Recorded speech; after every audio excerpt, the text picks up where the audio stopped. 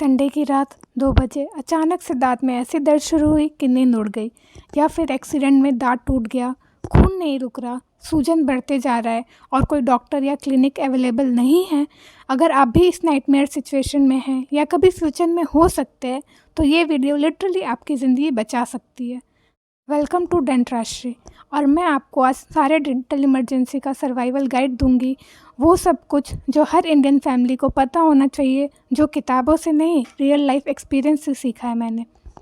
क्या आपको पता है, शॉकिंग रियलिटी ये है कि इंडिया में हर मिनट 15 डेंटल इमरजेंसीज होती है और 70% लोगों को पता ही नहीं कि इमरजेंसी में क्या करना चाहिए। रिज़ल्ट क्या होता है? अननेसेसरी दर्द, परमानेंट डैमेज, महंगे ट्रीटमेंट और कुछ केसेस में जान जाने तक की बात आ जाती है। तो इस वीडियो को सेव कर लीजिए अपने फ़ोन में, फैमिली व्हाट्सएप ग्रुप में शेयर कीजिए, क्योंकि इमरजेंसी में आप गूगल सर्च तो नहीं कर सकते। सब्सक्राइब कीजिए बेल आइकन के साथ, क्योंकि मैं आपको वो सर्वाइवल टेक्निक्स बताऊंगी जो आपको बाद में काम आने वाली है। ये वीडियो पार्ट्स में होगा और हम 2-3 इमरजेंसी सिचुएशन हर वीडियो में बात करेंगे। तो इस वीडियो में हम जानते हैं, रात में अचानक दर्द हो जाए और अगर दांत फ्रैक्चर यानी कि टूट जाए तो क्या करना चाहिए। तो पहले बात करते हैं सीवियर टूथेक इमरजेंसी। रात में आपको अचानक से बहुत दर्द हो, लेकिन आप उस समय डेंटिस्ट के पास नहीं जा सकते, या फिर उस एरिया में उस टाइम डेंटिस्ट ना हो, तो आप क्या कर सकते हो, चलो जानते हैं। सबसे पहले पोजीशन थेरेपी। हेड को एलिवेटेड पोजीशन में रखिए, मतलब अपने सर को के नीचे 2-3 पिल्लो लगा लीजिए। अफेक्टेड साइड को ऊपर की तरफ रखिए। जिस साइड आपको दर्द हो रहा है उस साइड को ऊपर की तरफ रखना और दूसरे साइड से आपको सोना है, ताकि ग्रेविटी से वो ब्लड जो फ्लो है वहाँ पे कम हो, तो जिससे आपको दर्द कम होगा। डीप ब्रीदिंग एक्सरसाइज करना है, जिससे आपको पेन, दर्द का जो परसेप्शन है वो नहीं होगा। ठीक है। सेकेंड स्टेप क्या है? Ice therapy. आइस क्यूब्स को एक थिक टॉवेल में रैप कर लीजिए। 15 मिनट बाहर की साइड अप्लाई करना है। ठीक है। जिस साइड आपको दर्द हो रहा है वहाँ पे 15 मिनट अप्लाई करना है, फिर 15 मिनट रुक जाना है, फिर 15 बाद फिर से अप्लाई करना है। ठीक है। डायरेक्ट आइस को स्किन के कांटेक्ट में नहीं लाना है, इससे क्या होगा, टिश्यू डैमेज हो जाएगा। तो ये मत भूलिएगा कि उसको रुमाल में रैप करके ही आपको आइस क्यूब लगाना है। Step 3, medication protocol. अब कौन कौन सी दवा लेनी चाहिए? आइबुप्रोफेन 400 मिलीग्राम, ये एंटी इन्फ्लामेटरी होता है, प्लस पैरासीटामोल ले लीजिए 500 मिलीग्राम, ये पेन रिलीफ करने का काम करेगा। दोनों को साथ में लेना सेफ़ है और ज़्यादा इफ़ेक्टिव भी। खाली पेट आपको ये दवा नहीं लेना है। अब एडवांस पेन मैनेजमेंट टेक्निक्स के बारे में जानते हैं। Pressure point therapy. इसमें क्या होता है, आपका जो ईयर लॉब है उसके नीचे आपका एक प्रेशर पॉइंट होता है, तो वहाँ पे जेंटली 2 मिनट के लिए आपको सर्कुलर मसाज करना है। इससे क्या होगा, जितने भी आपके जबड़े के जो मसल्स टेंशन है वो सब रिलीज़ हो जाएंगे, उससे पेन कम होगा। देखते हैं natural pen relievers. Clove oil लेना है, 1 से 2 ड्रॉप जो है आपको कॉटन में रख लेना और डायरेक्टली दांत के ऊपर आपको रख देना है, उससे आपको जो है पेन थोड़ा सा रिलीफ होगा। सेकेंड, पेपरमिंट टी बैग्स लेना है, उसको एकदम ठंडा कर लेना है फ्रीजर में और आपको उससे सेक लेना है, जैसे आपने आइस वाला किया था। ठीक है। अब थर्ड जो है सबसे इम्पॉर्टेंट, सॉल्ट वाटर रेंस। क्या करना है, आपको एक वार्म वाटर लेना है, 1 गिलास वाटर। ठीक है। उबलता हुआ पानी नहीं होना चाहिए, सुसुम पानी होना चाहिए। उसमें आपको 1 चम्मच सॉल्ट लेना है, नमक, और हर 2 घंटे बाद उसको गार्गल करते रहना है। ठीक है। कुल्ला करते रहना है उससे। ठीक है। तो इससे आपका क्या है, दर्द आपका जो है वो कम होगा। अब आपको कौन सी गलतियाँ नहीं करनी चाहिए? एस्पिरिन टैबलेट को डायरेक्टली दांत पे नहीं लगाना चाहिए। बहुत जगह मैंने वीडियोस में देखा है कि एस्पिरिन टैबलेट को लेना चाहिए और दांत पे रख लीजिए, उससे दर्द कम होगा। नहीं, ऐसे करने से आपका केमिकल बर्न होता है, तो डायरेक्टली एस्पिरिन टैबलेट जो यूज़ करते हैं उसको डायरेक्टली दांत पे नहीं लगाना चाहिए। दूसरा, हॉट वाटर बॉटल या हीटिंग पैड। मैंने बहुत बार देखा है, लोगों को दांत में दर्द होता है, वो लोग हीटिंग पैड लेते हैं और अपने मुंह पे लगा के और उसको सेकते, उससे इन्फ्लेमेशन और बढ़ जाएगा, उससे कम नहीं होगा। अगर आपको करना है तो आपको आइस पैक टेक्निक यूज़ करना है, ना कि हॉट वाटर बॉटल या हीटिंग पैड वाला टेक्निक। ठीक है। कुछ टाइम अल्कोहल भी नहीं यूज़ करना। अगर आप अल्कोहल यूज़ करोगे तो उससे और टिश्यू डैमेज होता है। ठीक है। उस जगह पे शार्प ऑब्जेक्ट से पिक करना, बार बार उस जगह को खोदना।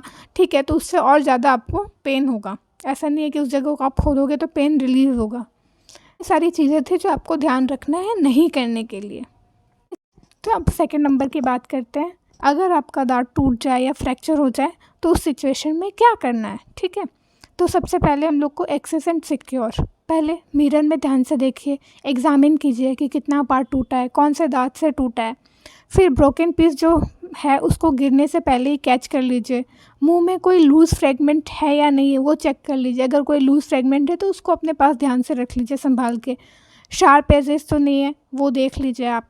अब स्टेप 2 में क्या करना है, फ्रेगमेंट प्रिजर्वेशन। अब जो टूटा हुआ हिस्सा है उसको क्या करना है, ठीक है, जो टूटा हुआ हिस्सा है उसको केयरफुली उठा लेना है और क्लीन वाटर से जेंटली उसको धो लेना है। उसको रगड़ना नहीं है, याद रखिए इस चीज़ को, बस पानी में एक बार धो लेना है। फिर फ्रेश दूध लेना है, किसी भी बाउल में ले सकते हैं, डिब्बे में ले सकते हैं और उसके अंदर स्टोर कर लीजिए।